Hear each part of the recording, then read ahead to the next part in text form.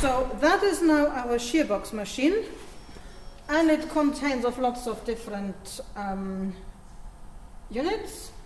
So what we have in here, we have the data logging system, and we have the motor that moves this box. Okay, we have 3 measuring devices. We have an LVDT that measures the horizontal movement. We have an LVDT that measures any vertical movement, meaning if we have a dilation of the sample. And we have a load cell that measures the load, and knowing our area of the sample, 100 millimeters times 100 millimeters, we can calculate the shear stress from that. Okay, we have a yoke, and that is used to apply the normal load, but obviously before we do that, let's put in our sample.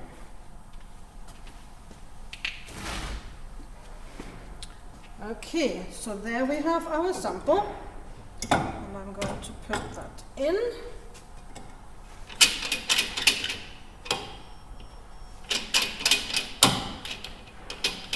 Come on.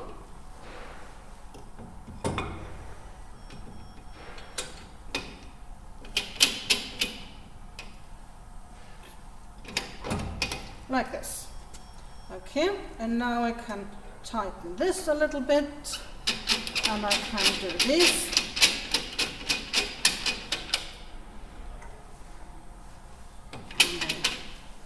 Just first of all, I need to clamp in the sample box so it is nice and tight inside this container. So that is now finger tight, and that is now tight. So here we have now our load cell. So I need to remove these.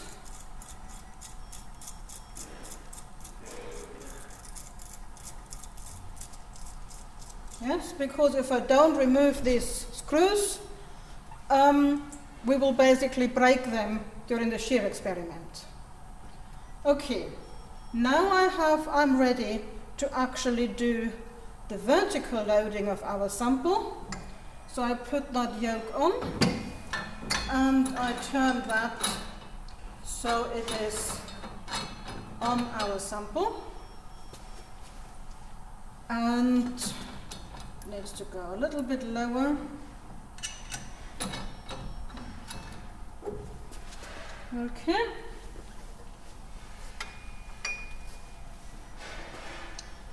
Right, so that is now loaded, and I'm going to put this LVDT there on the top. Come on. Like this. Okay, and now this is set up. So we have the top part of our shear box that is held by the load cell, and that is going to stay in place. The bottom part of the shear box, that is going to move with this larger box towards our motor here. So that motor is pulling the bottom part of the shear box. Yeah, and with that, our sand is going to shear through. And the movement is going to be measured with this LVDT, so we know exactly at what position we are.